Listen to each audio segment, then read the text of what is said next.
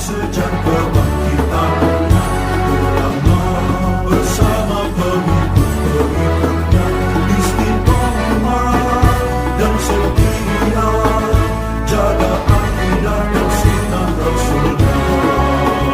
Alhamdulillah segala puji baginya ulama bersama pengikut-pengikutnya istiqomah dan setia menjaga agama nusa dan bangsa.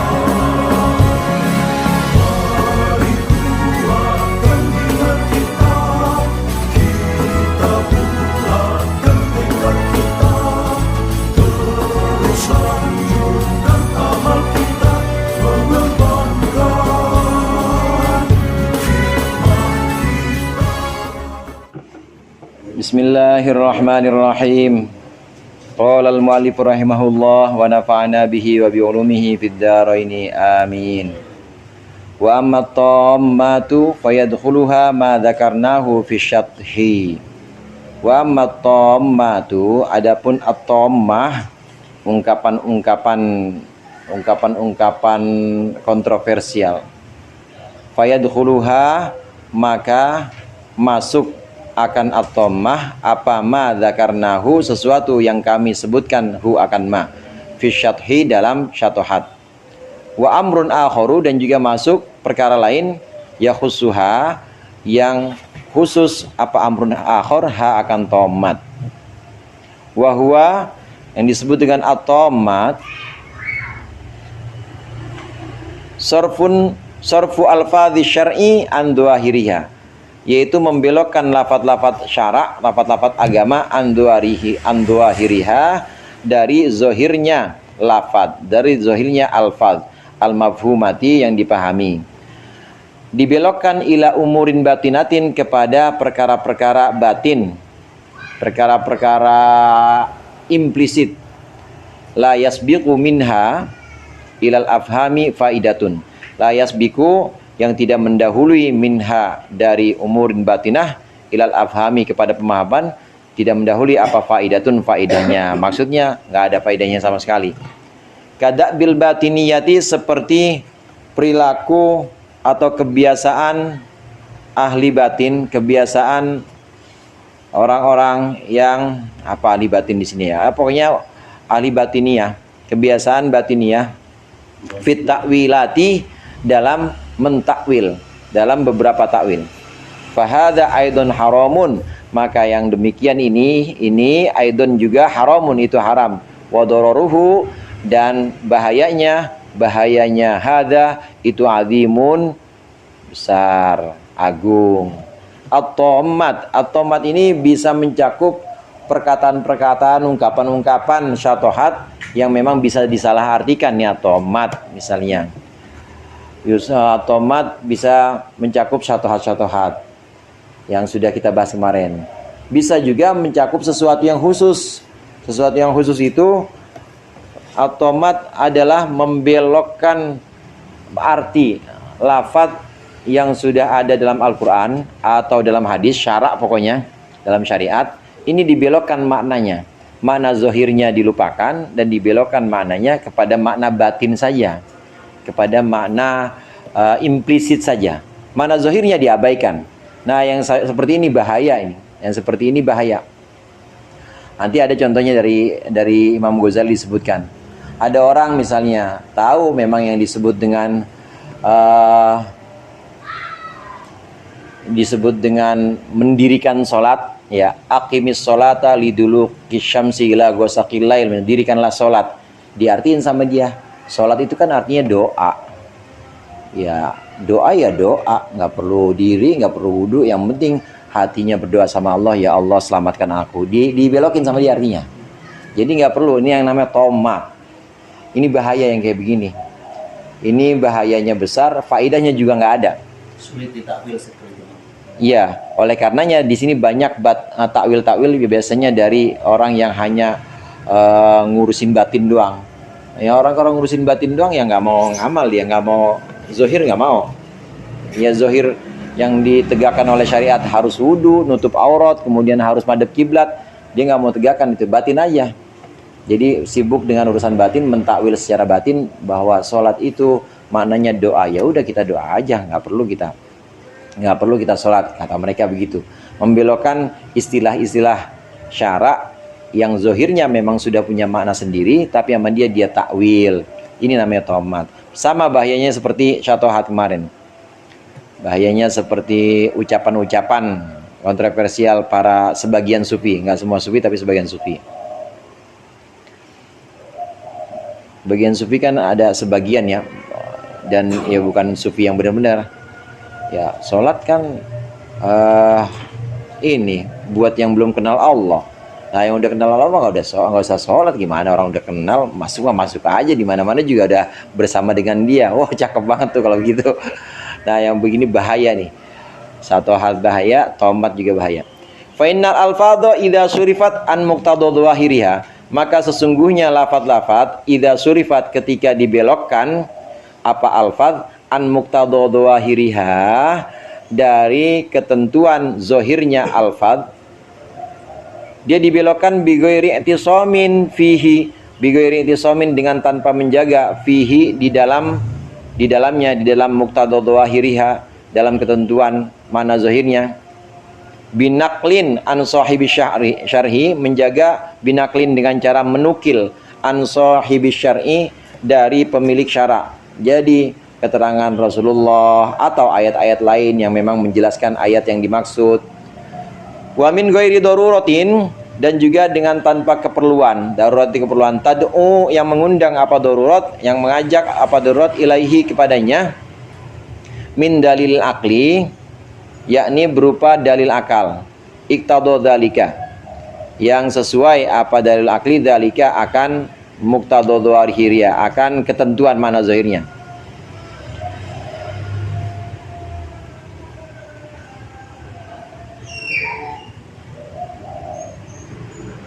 Iqtadha dzalika, yang sesuai, iqtadha dzalika butlan athiqati, yang sesuai apa dzalika dalil akli butlan athiqati, akan kebatilan, akan cacatnya atau gugurnya kepercayaan bil alfadhi, dengan lafaz-lafaz. Wasaqata bihi, dan juga gugurlah bihi sebabnya apa manfaatu kalamillahi, manfaat dari kalamullah Al-Quran Ta'ala, wa kalamu rasulihi, dan kalamnya Rasulullah SAW. Kalau seperti itu, fa innama yasbiku minhu ilal fahmi la yutaqu bihi, maka sesungguhnya sesuatu yasbiku, yang mendahului apa ma minhu darinya, ilal fahmi kepada pemahaman, itulah yutaqu tidak bisa dipercaya, apa bihi ma, wal batinu, dan yang batin la dhabta lahu, la dhabta tidak ada batasan lahu baginya. Bal tata'aradu fihi al-khawatiru, malahan bahkan tata'aradu akan saling bertentangan fihi, di dalamnya, di dalam pemahaman apa al-khawatiru, khawatir, bersitan hati atau ya kerentek hati. Wa yumkinu tanziluhu ala wujuhin syatta, bisa juga wa yumakkinu, dan menetapkan, memantapkan apa tanziluhu, turunnya, ala wujuhin syatta, turunnya fa pemahaman, ala wujuhin syatta, atas bentuk yang bermacam-macam. Wa hadza aidun minal bid'ah sya'i'ati azimatid darari, dan ini juga termasuk bid'ah asy'ariyati yang menyebar, al-azimatid darari, yang besar ke madaratannya, yang besar bahayanya.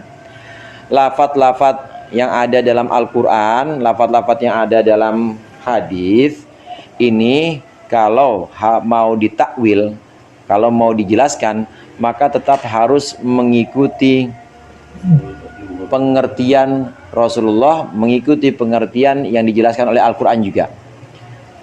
Tidak boleh sembarangan, jadi harus mengikuti apa yang dimaksud oleh sahibus syara, apa yang dimaksud oleh Allah dalam ayat-ayat lain misalnya, atau yang dimaksud oleh Rasulullah dalam hadis-hadisnya.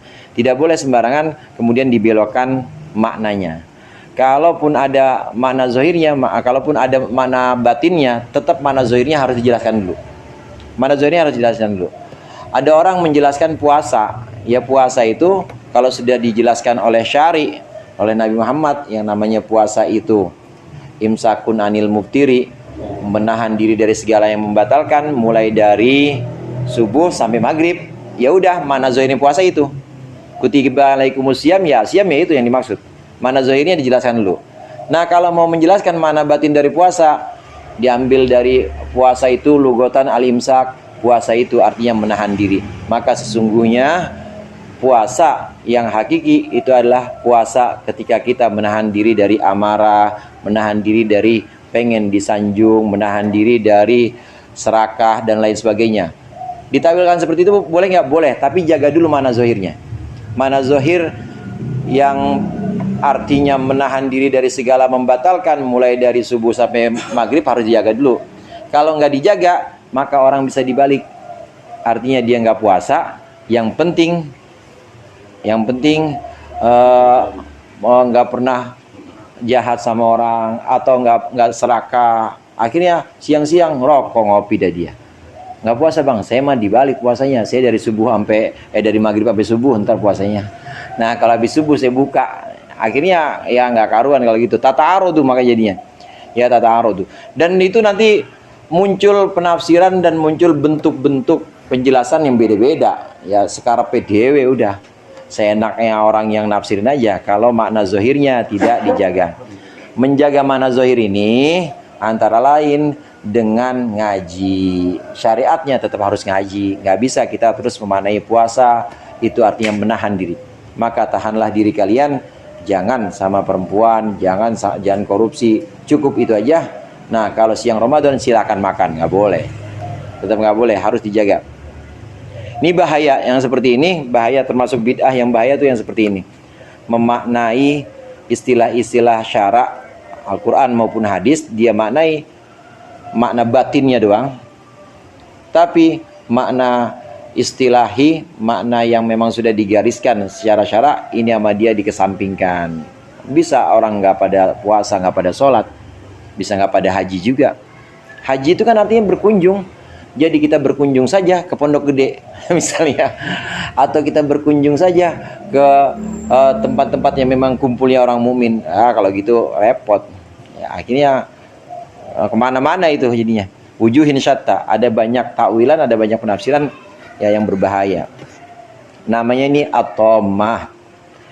Wa innama qasada ashabuha al-igrabu, dan hanyalah bermaksud siapa ashabuha, pemilik at-tammat, bermaksud al-igraba akan memberikan makna asing, gharib, li'anna nufusa, karena sesungguhnya jiwa-jiwa itu ma'ilatun, condong ilal gharibi, kepada yang asing-asing, wa mustaladzatun, dan juga merasa enak, wa mustalidzatun, dan juga merasa enak, lahu, kepada al-gharib. Yang biasanya seperti itu orang-orang yang mempopulerkan atau memperkenalkan penafsiran batin, penafsiran apa maknanya haji itu berkunjung, wah dibahas sama dia, terus bikin orang terpukau, minimal pendengarnya gitu ya, yang nggak pernah ngaji juga biasanya yang dengerin.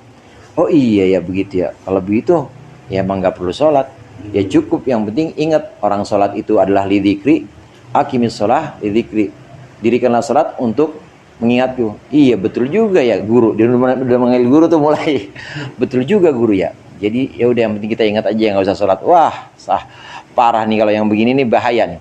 Kenapa demikian? Emang orang-orang yang mentakwil ayat-ayat ini sengaja dibelokkan kepada makna-makna yang asing, karena jiwa kita, akal kita biasanya kalau ngelihat sesuatu yang baru itu takjub. Oh gitu ya, gitu kebiasaan akal gitu. Oh gitu ya, orang biasanya ngaji duduk, tahu-tahu ngajinya pada melayang. Sebenarnya akal tetap bilang bisa aja ini jamaah sini pada melayang semua, bisa. Akal sebenarnya nggak menganggap itu sebagai sesuatu yang mustahil. Tetap akal, oh ternyata bisa juga ya. Tapi memang dia tertarik kepada sesuatu yang asing kalau akal itu, dan merasa enak kalau ngelihat sesuatu yang wah, yang di luar kebiasaan. Orang-orang memahami sholat, memahami puasa, kebiasaannya kebiasaan syara, ya puasa. dari subuh sampai maghrib, sholat itu yang madhab kiblat, nutup aurat dengan rukun-rukunnya, itu kan orang umum. Nah, ketika ada penafsiran lain, dia pengen beda sendiri. Dan iya ya, akhirnya begitu munculnya. Iya ya, kenapa nggak dari dulu aja? Ya, sesat bener-bener ngikutin yang kayak begitu. Memang jiwa kita cenderung untuk itu. Jiwa kebanyakan orang itu cenderung untuk merasa heran atau merasa kagum dengan sesuatu yang asing-asing. Orang-orang kafir atau orang-orang yang jadi musuhnya para nabi, itu kan mereka minta mujizat. Mujizat itu hal yang asing untuk akal ya. Gharib, dia hal yang asing untuk akal. Tapi bukan mustahil, bukan. Dia cuma asing aja. Biasanya kalau onta keluarkan dari ibunya ya. Keluar dari ibunya. Tahu-tahu onta keluar dari batu. Nabi Soleh keluar dari batu. Ini akal seneng nih yang begini nih. Yang asing-asing begini seneng. Wah, hebat ya. Itu bukan sesuatu yang mustahil, bukan. Itu sesuatu yang sifatnya mungkin, masih tetap mungkin. Cuma akal nganggapnya asing, jadi perlu mikir. Kok bisa ya begitu? Tapi dia tetap nggak bakal bilang mustahil itu, nggak bakal bilang begitu. Tapi dia mengatakan ini asing aja, nggak biasa ini. Yang seperti ini tidak biasa. Kalau yang mustahil itu nggak ada, akal udah bisa memastikan. Yang mustahil pasti nggak ada dan nggak akan terjadi. Seperti yang mustahil nih, seperti naik ke bawah. Ustaz, naik ke bawah gimana Ustaz? Turun ke atas, mustahil itu dah. Akal udah nggak pakai mikir nih, akal nggak ada, namanya mustahil nggak ada. Naik ke bawah, turun ke atas, mustahil dah. Nggak usah diada-adain, emang udah nggak ada namanya mustahil. Tapi kalau mujizat, karomah itu bukan mustahil. Itu mungkin. Hanya saja akal asing. Biasanya yang namanya golok ketemu daging, ya berdarah. Tapi ini kok enggak? Nah, ini asing aja. Dia nggak bakal bilang mustahil seperti naik ke bawah dan turun ke atas. Nggak akan mengatakan seperti itu. Mujizat itu hal-hal yang asing. Akal atau jiwa itu biasanya tertarik dengan hal-hal yang gharib atau yang asing. Demikian juga penafsiran-penafsiran atomat ini, penafsiran sesuatu yang dijelaskan Al-Quran ditafsirkan dengan makna lain, ini terlihat asing, memang tertarik akal pada itu. Kalau kita nggak hati-hati, maka bisa ikut pada penafsiran itu. Wa bihadat tariqi tusilul batiniyatu ila hadami jami syariati. Dan dengan cara ini, maka menyampaikanlah siapa al-batiniyatu, orang ahli batin, ila hadami jami syariati, kepada perusakan seluruh syariat, bitakwili dhahiriha, dengan mentakwil makna-makna zahir syariat, wa tanziliha, dan juga mentakwil tanzil. Tanzil itu ketentuan yang diturunkan syariat, ala ra'yihim, atas pendapat batiniyah, kama hakainahu, sebagaimana sesuatu hakainahu yang kami menceritakan akan min madhahibihim, dalam madhab-madhab mereka, fi kitabil mustadhar, dalam kitab mustadhar. Imam Ghazali juga punya kitab namanya Mustadhar. Al-Musannafi yang dikarang fir raddi, untuk mengkonter, untuk melawan alal batiniyati, terhadap orang-orang ahli batin. Nggak sholat, nggak puasa, tapi menafsirkan sholat dan puasa dengan makna semaunya sendiri. Namanya ahli batin. Dia nggak sedekah, nggak haji, menafsirkan haji semaunya sendiri. Benar-benar di situ syariat rusak. Al-Quran udah ya sama dia diubah mananya, istilah-istilah Al-Quran. Kemudian dalam hadis misalnya udah diubah-ubah juga mana hadis. Nah, ini dijelaskan oleh Imam Ghazali dalam kitab Al-Mustadhar. Al-Mustadhar ini kitab yang khusus untuk menjelaskan counter atau serangan kepada orang-orang batinnya, ahli batin. Wa mithalu ta'wili ahli tammati qaulu ba'dihim fit ta'wil fi ta'wili qaulihi ta'ala idhhab ila fir'auna innahu tagha. Nanti ada contoh-contohnya. Ada beberapa contoh ayat Al-Qur'an yang oleh ahli batin atau orang-orang yang suka menafsirkan Al-Qur'an dengan salah. Ini diberikan contoh oleh Imam Ghazali beberapa ayat yang nanti akan kita bahas di pertemuan yang akan datang. Wallahu a'lam bishawab. Mudah-mudahan bermanfaat. Al-Fatihah. Oh,